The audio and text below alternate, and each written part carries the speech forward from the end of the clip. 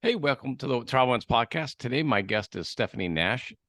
She is a fourth generation farmer, now based in central Tennessee, but from my home state originally of California. Uh, Also a country singer, and probably the real reason I wanted to have you on top of the farming, on top of the singing, is the advocacy for agriculture, which is desperately needed in our country. But I also know you travel for singing, you travel for farming, you travel for advocacy. How are you today, Stephanie? Good. How are you? I'm having a great day so far. Yeah, it's been a really good day here in Tennessee. It's going to be one of our last nice 70 days. Yep. And then I think we're going to drop. I think we're going to drop for the rest of the month to the cold winter chilling nights, but it's needed and it's that time of year. It's not Montana, so you'll be okay. Yeah. My friends wanted me to buy some dairy cattle up in, or actually beef cattle up in Montana. And I'm like, well, do I have to like visit them? And they're like, well, yeah. I'm like, well, no, I'm not going birthing in February. It's like, no, it's not happening. Yeah. Tennessee's not too bad. No, it's not too bad. All things, but you are a California girl. I was pretty excited to see that. Yeah, I'm a Central Cali girl, born and raised in Fresno County. Spent the first 20 years of my life there. So it was a big blessing to grow up in agriculture, the largest agriculture county in the United States, and now planting roots in Tennessee, which is not a bad place to be. Well, not at all. You know, Yeah. how much traveling do you think you do for all the adventures that you have going on in your life? Geez. I travel quite a bit. I try to balance it, obviously, because we do run a dairy farm. Yeah. My traveling months really stay busy right now, all the way till probably March or April, because when we start April, we start farm tours on the farm. And then I have summer camp for kids in the summer on the farm. And then tours end in October. So I kind of have to be around. My That dad will helps. cover when he needs to, but he's got his own job to do. And the tours were originally my idea. So he's like, if you're going to do tours, you got to be here. So I try to schedule tours. We're kind of like on a schedule online. So if I need to take a weekend off, we just don't do tours. But I would say, I don't know, 15, 20 trips a year at least. And that's with everything that I have my hands in.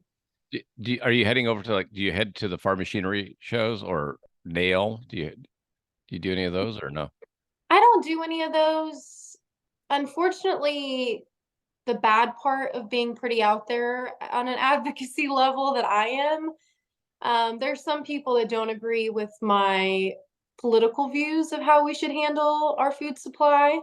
And so, as we know, as agriculture and family farmers and ranchers start to go out of business, No. agriculture companies and corporations and investors continue to get stronger. So, if it's not lining up with their views, sometimes it gets a little bit tricky. I have amazing people that want to support me and invite me to the booths and to sing or speak on advocacy, which is really great. But that's been challenging too, to see what kind of network I'm in and who's going to support me with what I'm trying to do. Dude, that's so strange to me. It's like just because someone doesn't agree with you, like I mean, I don't agree with a lot of people. I don't, Mhm. you know what I mean? Yeah, yeah. Why is it so cut and dry? It's just weird that way. I don't know. I mean, everybody's like, my dad did create a very honest woman. I'm very independent. So sometimes people think maybe I'm too straightforward or I'm too aggressive. And I don't think it's aggression. I think it's just passion and truth. I think, if anything, I'm a true American patriot for farmers and ranchers. So I have a lot of farming and ranching support, but I wish more of the agriculture companies would step up and not be so scared to advocate in a real setting. I'm not just talking about wearing some cowgirl fashion boots and going on a commercial. Like, that's not going to do anything for us, rather than help their sales or help them sell more tractors because they're going to see the dog along the farm or getting in the John Deere. No hates John Deere. It's just an example, but that's Internet really the created money. reality. That's the reality we face, is they're trying to make it look sexy and nice and cool, when in reality we should be educating about what farmers and ranchers do every day. That's really important to me. Curious. Do you think that would scare people off if they knew how much work it is? Oh yeah. I think the biggest, I just had, we did like they're they're creating an episode. It's not out yet, but they were here Tuesday and they asked me the top three things they thought is killing the agriculture industry. And my number one right off the bat was education. Yeah. If you look at certain high schools nowadays, they have gotten rid of FFA and they have focused on sports, which is great. I was a year-round swimmer, but I also showed cattle at the Fresno Fair and I was out helping my dad on early mornings before the bus came and got us. And so I understood the balance, but schools are just trying to create mega teams and so they can win state or whatever, and they're forgetting about funding the future of our food. And the other thing on top of that that I tell people all the time is, we have to think like Americans and the elite that are trying to push an agenda. And so with Branson, he is against animal agriculture because he wants to save all the animals. And then you have Bezos, he's big into climate change. So he's pushing emission numbers for farms like us, especially in the livestock industry. And then obviously, Bill Gates, he is the largest landowner. On top of, he is a huge environmentalist. And so with them three together, they are funding colleges for all of these environmental classes to come to light. They are teaching kids incorrectly about agriculture. And it's really scary because, when I was at Fresno State, I already saw it coming. I saw a lot of these environmental classes and how they were saying that we should get away from agriculture and you should go vegan, vegetarian. It's a very hot topic right now. It's supposed to be popular, right? But they are educating incorrectly with their scientists, their agenda, and not actually giving students substance of what agriculture truly does for us. It's not just food, it's a $19 billion business for our American economy. And so I think looking back at the question, what can we do and what is needed? Education is needed because kids are not growing up in agriculture. And unfortunately, they don't appreciate a hard day's work. Well, obviously I agree with that. Yeah, but I'm old. Yeah. You know what I mean? It's like, it's farm life is like you said, it's not Yellowstone.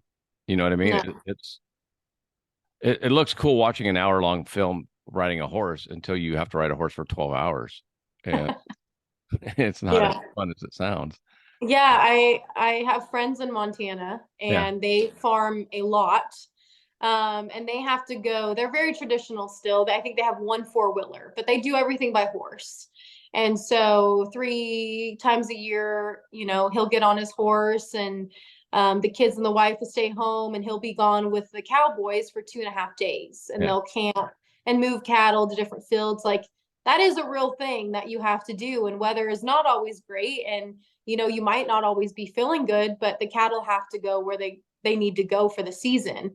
Yeah. And so I think it's a lot of sacrifice. And in our economy, especially after COVID, one thing it taught us is people are not going to sacrifice. They make a lot of excuses to not show up for work.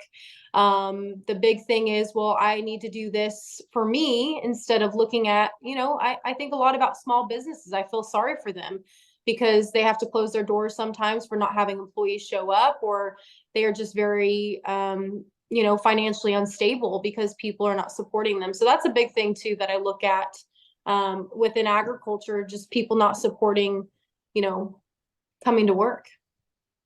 What do you consider a small ranch versus a large farm?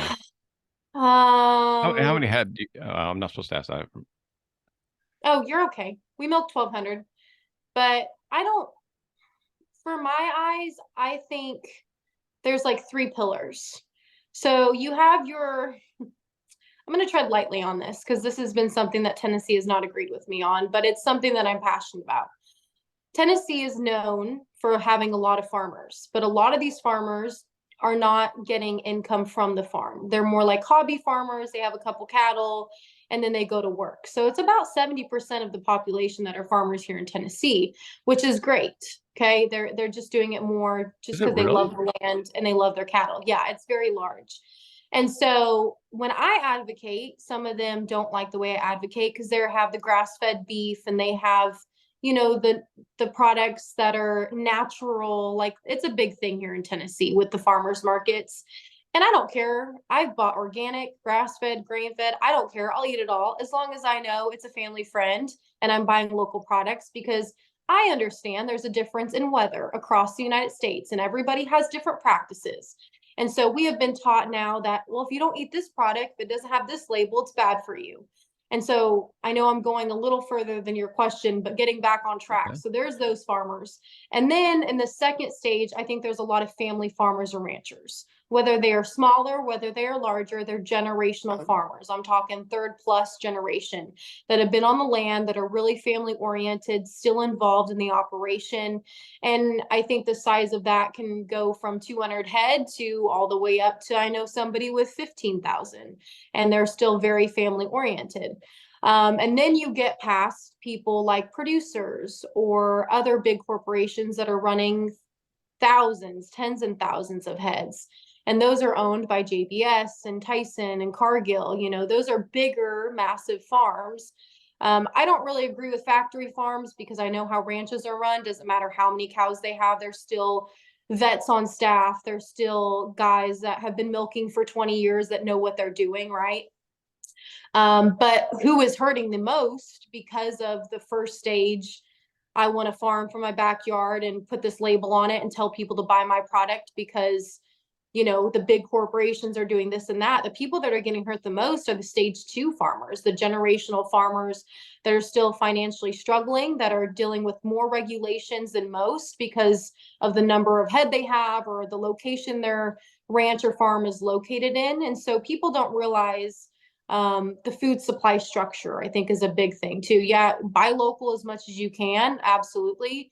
But just remember, don't be scared because somebody is pushing you to buy their product. Rather than, you know, if you're struggling financially, going to the grocery store. And I always tell people your food is very, very safe. I think the United States, even though I wish our labeling was stronger, we do have the safest food in the world. Yeah, I mean, a lot of countries don't have the FDA, which is Yeah. a good thing or Yeah. bad thing, but it's usually a good thing. Mhm. You Yeah. know. So you open up something I never even thought about Yeah. the large producers being Mhm. against your advocacy because and so you get and do you think it's I always thought Tennessee would be more open. You know, my daughter lives outside of Knoxville, so and I've been to Nashville multiple times, Yeah. but I'm surprised to hear that you run into I would have thought it would have been more that way in California than in Tennessee. It's different because I grew up as a conventional farmer. So I know and understand a lot of my friends, especially growing up, they had big farms Yeah, and they were very family oriented. I did not call them factory farms just because they milked 6,000 cows. I called them a family ranch that was fifth, sixth generation, and they were doing a heck of a good job just keeping their farm alive. right. But people don't realize that. Tennessee, really good at educating moms, dads, children. They really want to learn about their food, which is great.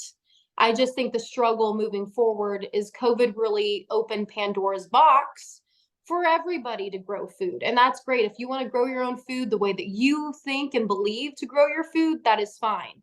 But most of these first generation farmers are using words like regenerative or sustainable or grass fed, and they have a couple cows and they can, you know, feed a couple families. On a bigger scale, they're making them this, like I said, the second stage look bad, even though we've been farming for generations.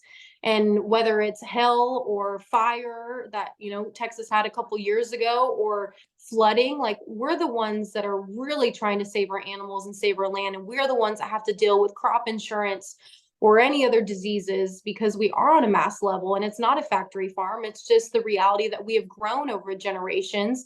And this is where our family is. So I think there's some hate for people thinking, oh my gosh, you have so many cows.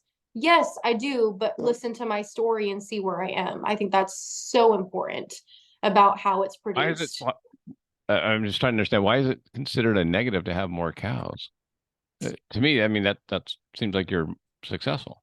Yeah, the biggest thing right now is, like I said, the education in our country, because really, especially with emissions and the climate change push, they've been using large farms, even though I don't think they're large, and they call them factory farms.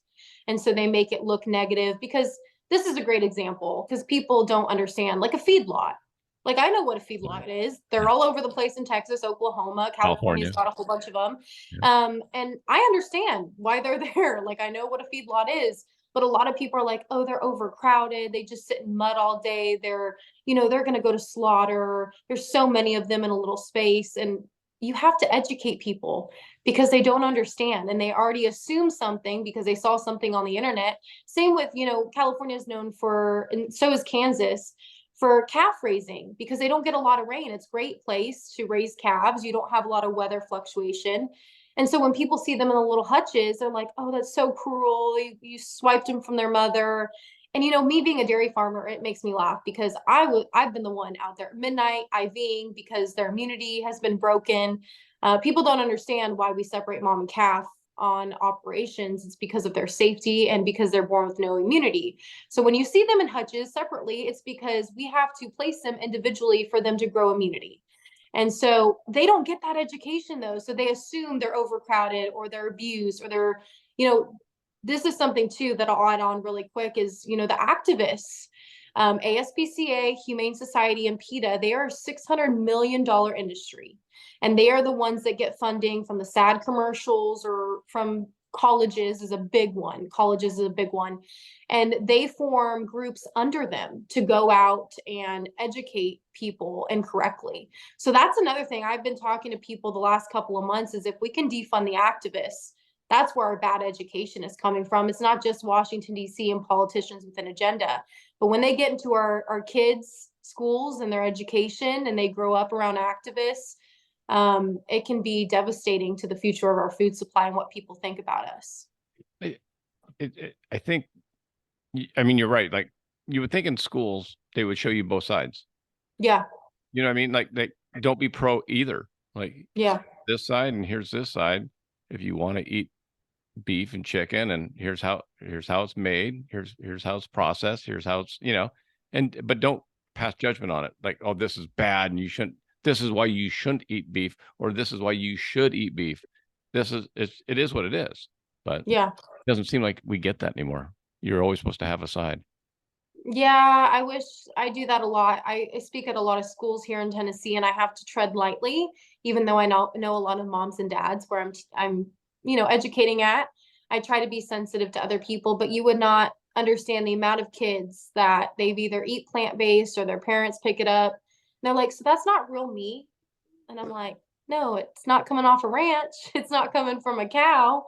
And so most people don't even know the end product. Like they don't even do their own research. They just see that video and then they base their opinion off of that. So they switch their diets. It's an emotional thing. Yeah. It's not even a truthful thing. So that breaks my heart. That's why I'm very passionate about that. Well, then it gets into the catchphrase of misinformation, right? Because Uh-huh. you get misinformation from both sides and this and that, and Yeah.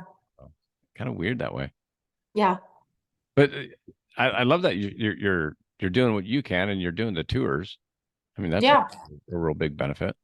Yeah, the tours have been great. My dad was very skeptical because coming from California, Yeah. activists are very strong there. And so everybody closed their doors. Like activists were a big issue in California. I remember Harris, Harris beef's big and PETA used to be there, burn down their trucks, almost killed a guy. Humane Society is known for spilling blood on the floor in Chick-fil-A. That's what they're known for.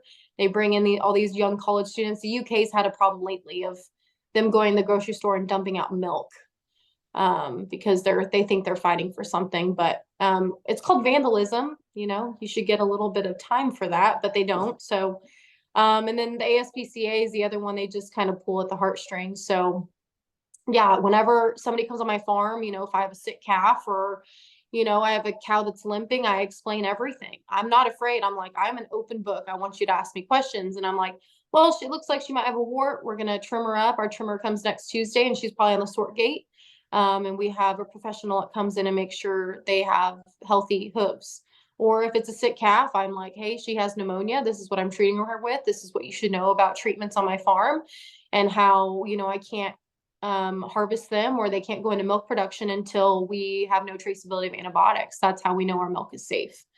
And so I educate people and I've never had anybody being like, oh my gosh, you treat with antibiotics ever. they were like, oh, that makes so much sense of why you do that. I mean, even like I remember I had a mom and they were from Russia. And I could tell she was so confused after my speech because I'm really out there. Like, I'm just going to tell you guys how it is. And she was like, so organic, what does that mean? She's like, so your products don't have hormones and antibiotics in them? And I said, no, ma'am, we're just conventional. We have different practices. That means our farm just has more withdrawal periods. So we have to dump our milk. Compared to organic, they can't use antibiotics. But I said, either way, it doesn't matter what you buy, there's still nothing in your milk. And she was just pretty much flabbergasted.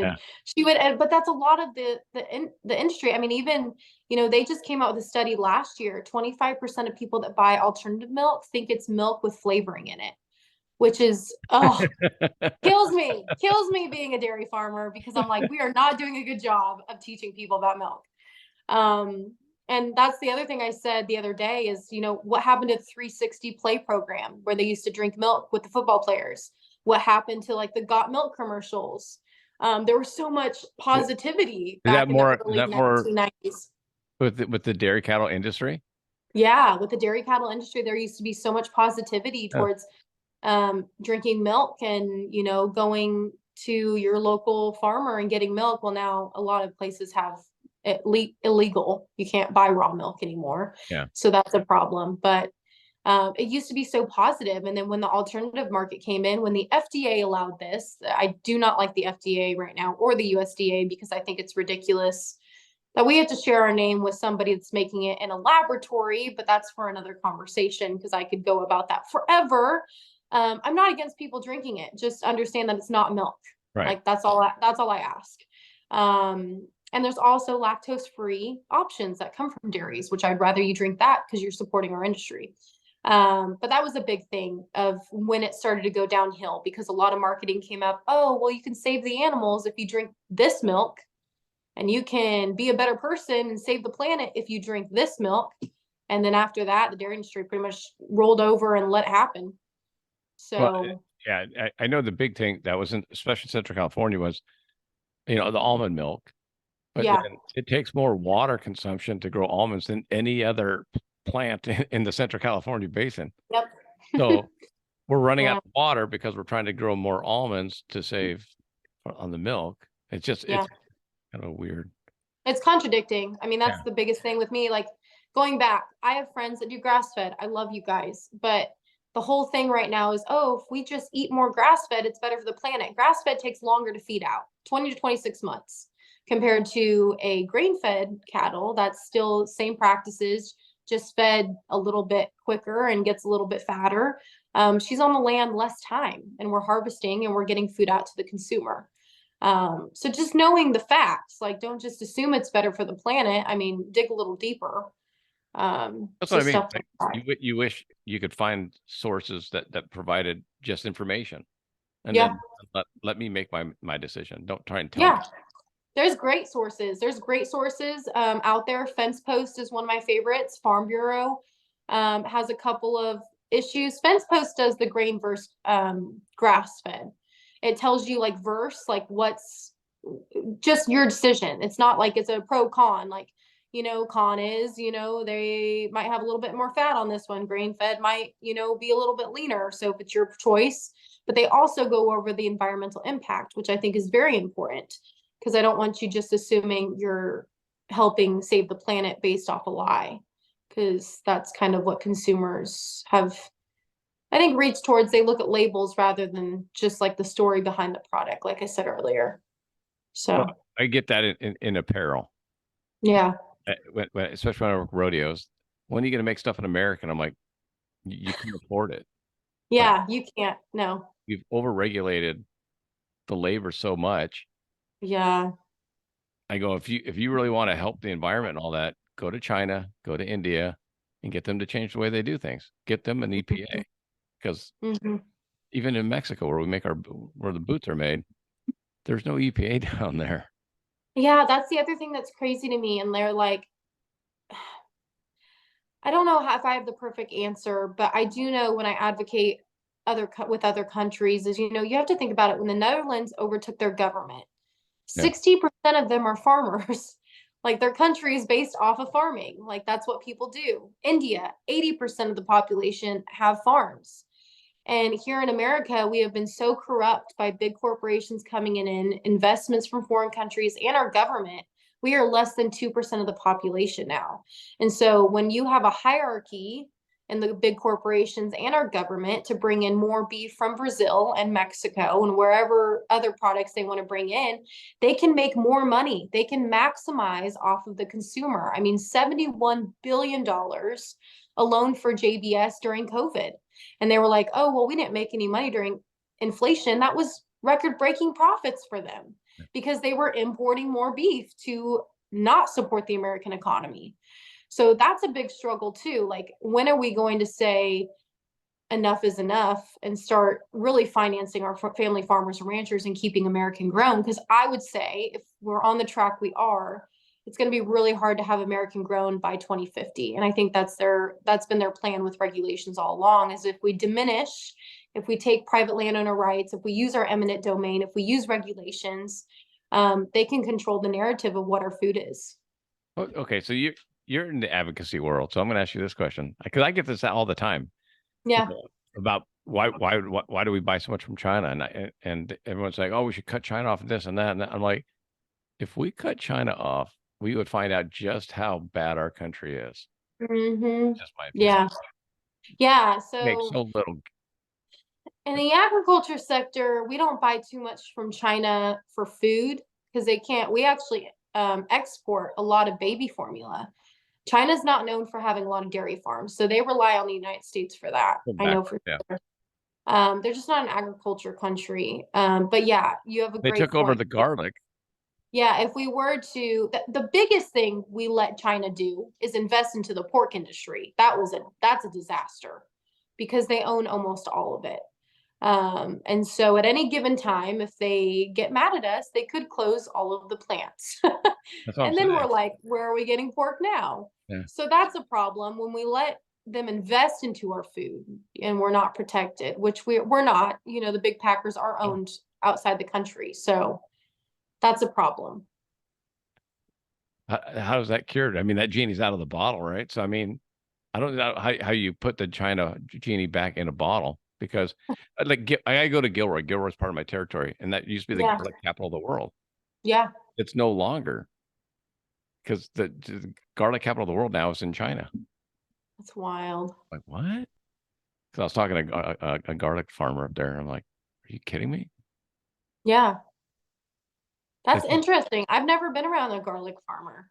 I was around a lot of livestock growing up, so that's usually what I talk about. But that's very fascinating that garlic well, is now I China. drove by Harris, and then Yeah. I stopped in there's a restaurant right there. It was a Mexican place, and this lady was like, and it was fresh manure. It was pungent. Like all I can tell you, you've been by Harris Ranch, so I mean, you know. Oh yeah. Yeah. And the lady was talking to the waiter. She was sitting behind me. And she goes, "God, what's that? Is it always smell like that? It's terrible." As she's eating meat, right? Yeah. And I'm like, "Well, you just ordered carne asada, so I mean, you caused the smell." But the waiter goes, he goes, "A lot of people around here think that's the smell of money." So, you know, Yeah. he's like, "What do That's you what mean?" He goes, "Well, you're eating the smell." Yeah. Harris built a great business. Oh, they built a great business for themselves. So And big In-N-Out's fan. growth helped. Yeah. Yeah. So lots of good things. But that's a big feedlot to drive by. It's a big feedlot. Yeah, it's very impressive. Yeah. I have a lot of friends that will go eat at the restaurant like every week. Yeah. How much fresher Good does it food. get? Good Well, that's like when I food. go to Hawaii for my territories, part is Hawaii, and they have a big agricultural and rodeo scene over there. Mm-hmm. And it's the same way. Like the fish, if you go eat sushi there, it was caught that morning. And you're like, well, it doesn't get any fresher. Have you been there since the fires happened? No, I just had a store open. Maui, well, COVID destroyed. I had two stores on Maui, and they both closed down during COVID. Oh, damn. I had a store closed down on the Big Island because of COVID, because Mm-hmm. they didn't allow any tourism in, and they didn't allow any tourism out. Oh, yeah. All this I had, and then my store on Oahu closed down. Yeah. I have one left in I just opened up a new one on the Big Island, thankfully. Oh, good. Okay. And she's a cattle rancher up there. Yeah. Decided to That's start awesome. store because they do the rodeo and the high school rodeo and all that. But Hmm. I haven't been to like I said, Maui. Tractor Supply opened up on Maui and pretty much shut down my two Oh, small family-owned stores. oh, wow. So Yeah. I feel bad for them. I talked about that quite a bit of they're dealing with the same thing we deal with is, yeah. when especially Tennessee, it's very sad, there's a lot of farmers and ranchers around here that would love to continue to buy, but because of how popular Nashville has become, I mean, there's a farm down the road, 124 acres. They want 50,000 an acre for that, and I'm like, who do you think has that kind of money? I don't think the regular person has that kind of money. Not a And so rancher. I mean, how long did yeah, it take you to make money back on that? Forever. forever. Yeah. Yeah, you'd be in debt forever. And so, for the Maui people and the small businesses, I really do feel for them because it's just awful. Like that's what's happened across our country is everything's overpriced or we're not getting paid enough to even pay our bills or feed costs. Well, hey, Whatever. you can come back to California, Stephanie, in April. Did you hear what the new law we just passed? Which one is it? The fast food employee minimum wage, How much is it? $20 an hour. Jeez. Oh, that breaks me. Oh God. So if you work at McDonald's, Jack in the Box, minimum wage is $20 an hour. Going to be $20 an hour. The only good thing, though, in California, I will say, here we have a lot of construction companies. In the Valley, we did not, so we don't have to Yeah. compete with that. California, those guys, they really actually do like to work in the fields. Oh They're yeah. not going to work at fast food. So California does have that to their advantage, like because they can get up at 3 and then they can be home by 3 for their families. And And then they like that. They stop at the convenience store, get a thing of beer, and then go home. And they like it. And they get paid 6, 7 times more than they would in Mexico. yeah. Oh So it's yeah. a good life for them. And I stand my ground on this. They are the best. I mean, Sure. nobody wants to work on a farm like That- that. Even the white person, they don't want to work. I have. So, I go into Salinas. I have a lot of stores in the Salinas Valley, which oh is yeah, uh-huh. farming. And I mean, like I have 3 stores in Watsonville, which is not a big town. It's like Mhm. 40,000 people, maybe. But I have 3 stores that are across the street from each other, and they all have their own clientele, and Mhm. they're all they actually slow down up in Salinas during Christmas Oh, because they're okay. not picking. Yeah. So the field workers go down south, they go to Calexico, or they'll go back down to Mexico. Hmm. So they're actually slower during Christmas because there's no field workers up there. And Yeah, I could see March, that. April, they pick up. Yeah. They'll go back to Mexico for a couple weeks and come back when work is ready. Yep. Yeah. Yeah. Or they go down to the fields, the hay fields down in Calexico, down on the southern. Oh, yeah. Hmm. Oh yeah, they just travel where there's work. Yeah. But I always kind of joke because I'm a Californian. I was born in Arizona, so I've always been a border state guy. I think people should have to walk the distance that a lot of these migrants work. They walk. I mean, I think we take it for granted. Oh, we're Americans, this and that. These guys, I mean, they walked hundreds of miles in the desert Oh, yeah. just to work a job you won't even apply for. Yeah. And then you'll stand on the corner or ask the government for your free handout. I'm like, Yeah. man, kind of hard for me. Now, illegal immigration is different, but Hmm. migrant workers that come across, I got no problem with. Yeah, that's the big thing with me is people don't understand, no offense to everyday Americans, if we did not have the immigration or the opportunity to bring people over from Mexico, we would have no food. Yeah.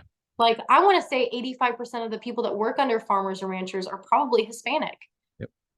Yeah, or Guatemalan. We have a lot of Guatemalans It's here in South Tennessee. They American. are the Yeah. best.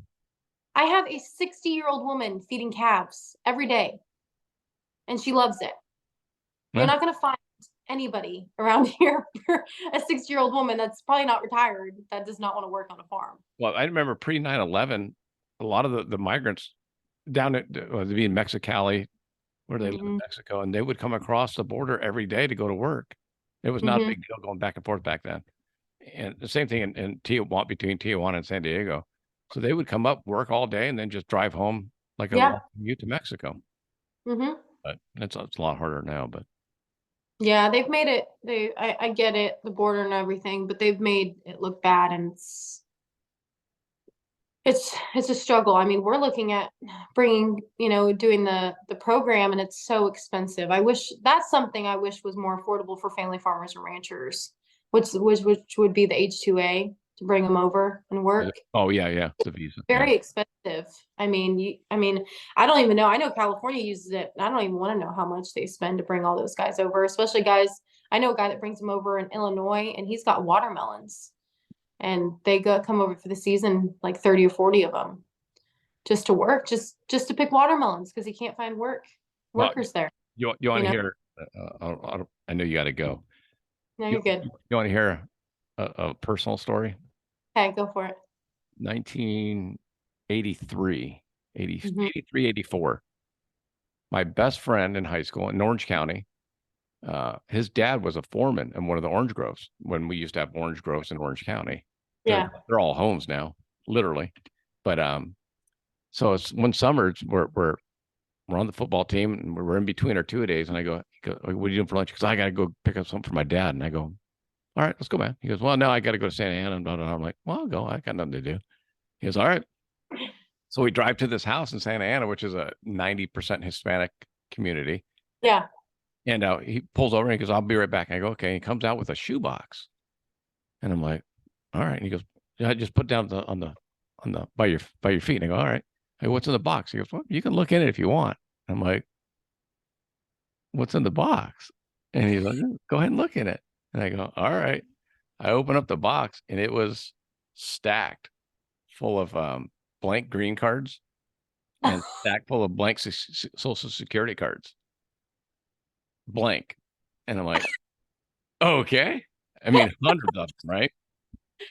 And what's the deal? And I'm like, I'm a junior in high school. And I'm like, and I know nothing. I'm like an idiot, right? And Yeah. he's like, "Oh, it's from my dad's workers." And I go, "Well, how do why do they all change them at once?" And he goes, "Well, because they call and let us know that they're coming out to inspect. So we know to come out with clean numbers." So the government knew what they would call ahead saying, "Hey, we're going to be out in 2 weeks. Uh-huh. Have all your records and paperwork ready." So they knew, like the government knows because all those people are paying into Social Security and they're Yeah. paying insurance and taxes and all that. And that tax money doesn't come back. Social Security never goes because those numbers don't exist. You know what I mean? So it was kind of the dog and pony show. Like, we're cracking down, we're checking, proper records, but we're giving them a heads up that they're going to need new records. So it was just like, whatever, it's all a game. Jeez, they can't do that now to us, man. Yeah. Gotta leave us alone for a little bit. I Exactly. think they're too distracted anyways, man. They're too distracted on other subjects. But next year's gonna be interesting because the fake meat and stuff is gonna come to light. We're in a hearing period, so we're gonna see how that goes. I It, know. is that more for your, because obviously you're a cattle. Explain, there's dairy cattle, there's beef cattle, and they're Yep, completely different breeds and they're different. completely I mean, different. yeah. Yeah, and we're not raising them to get fat and be your filet mignon. We're raising them to stay No. fit, produce milk. Yeah. Yeah. I mean, so I mean that's I bet you a lot of people don't understand that difference. No, 95% of my people that come on my tours have never been on a dairy farm ever. Right.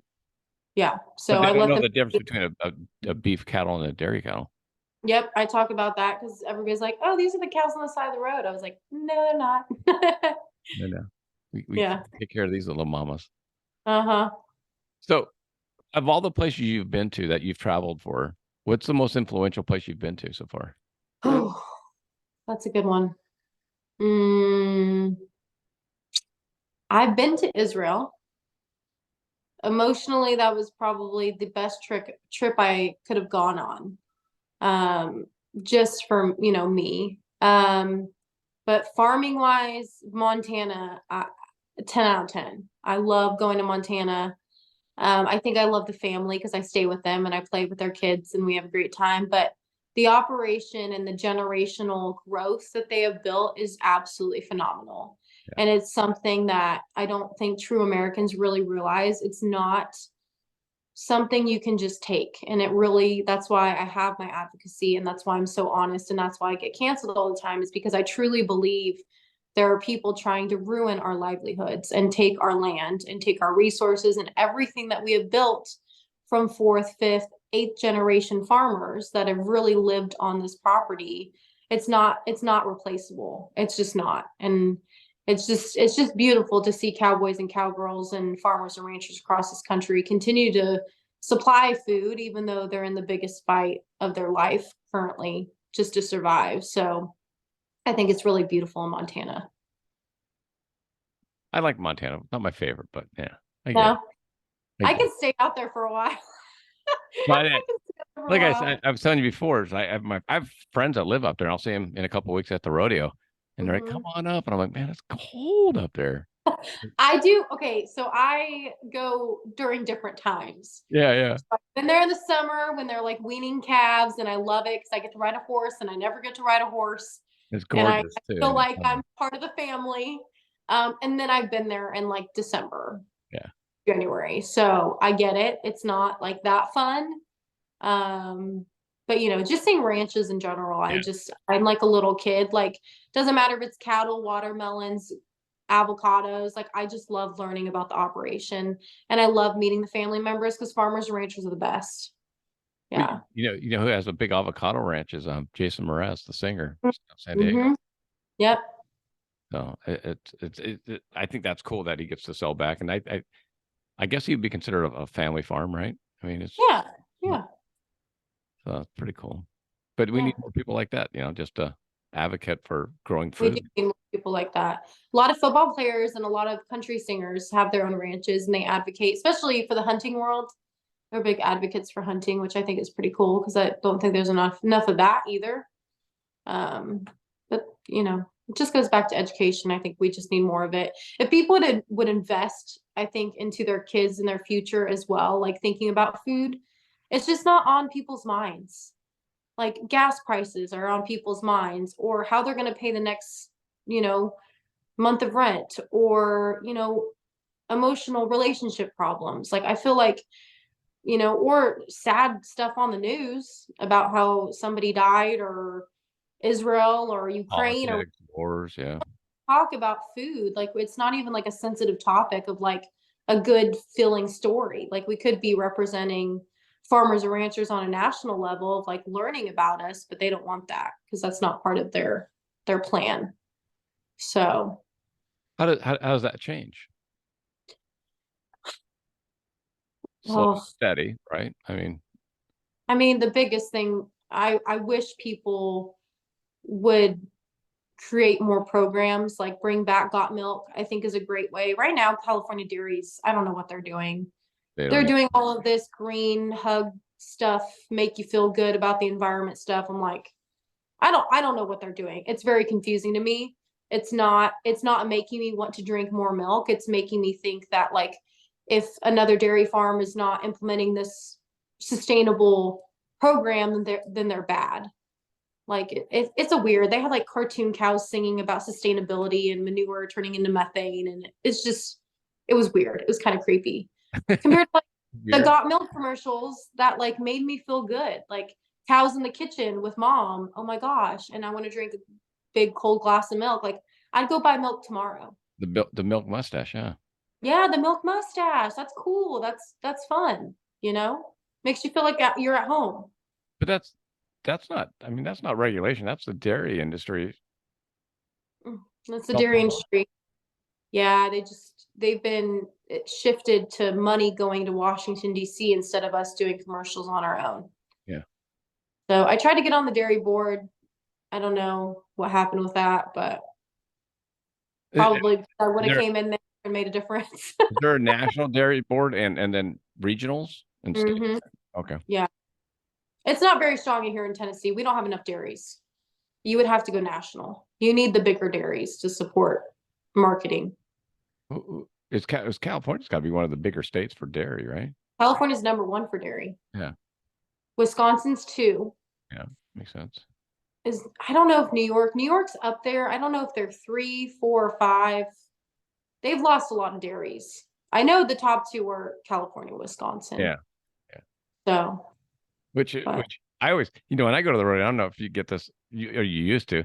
They're like, California, you sell Western stuff in California. I'm like, dude, it's a big state. it's not just Los Angeles, it drives me nuts. Not San Francisco and LA. There's a lot in between. I go, Yeah, when I do an interview, I've always said this because I'm like, I do not want to be some surfer chick. Okay, I have nothing against a surfer chick, but that's just not who I am. And so I'm always like, I am from the Central Valley, the largest agriculture county in the United States. Because I always want people to be like, oh, she's from California. No, oh I'm yeah. like, came from agriculture. Well, So I always the compliment I always get is, and I take it as that is, you don't seem like you're from California.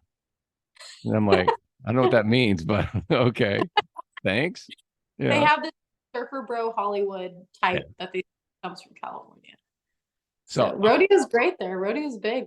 well, yeah, ask Luke Branquino. I mean, and all the Cal Poly and Fresno, they all have good rodeo Cal Poly teams. president. Yep. They got great rodeo teams. Mm-hmm.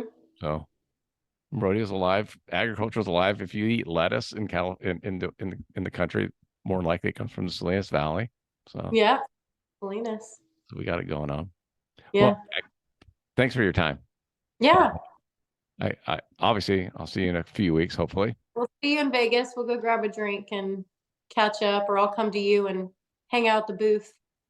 And I'll have you start selling some boots and stuff. Yeah. You're like, yeah. Maybe I could probably do it. I think I'm pretty friendly. Well, yeah, like when Cowboy Troy comes in and Hmm. if he comes in early, he starts selling boots for us. And I'm like, what are you doing, man? You're here to sign autographs. He's like, I got time to kill. I'll help you out. Yeah. Got some influence. Cowboy Troy's telling you to put on some ropers. That's pretty cool. Yeah, and yeah, Yeah. we've had a couple. NFR is great for that. I mean, you get people walking around that you typically wouldn't see. You see Clay Walker without his hat walking around. You're like, hey, what's up? I need a new hat. That's what I do need. I need to come see. Yeah, we'll go in the Stetson booth. We'll have it all set up for Yeah, the. I want another silver belly if you guys are gonna have those there. Those are my favorite. I have a new dark silver belly coming, hopefully Ooh, for the rodeo. yeah, that's speaking my language. This is I have 2 Stetsons. But my one silver belly is beat up. I've had it for a while. I was like, I need to get another one. Cleaned up. Yeah, No, we can make that happen. yeah. And we know people. We'll have a good time. There you go. Well, hey, Yeah. thanks again for the time in the chat. It's awesome. Yeah, of course, of course. Well, I'll see you in a couple weeks. Thanks, Peter. You got it. See you later. Okay, bye.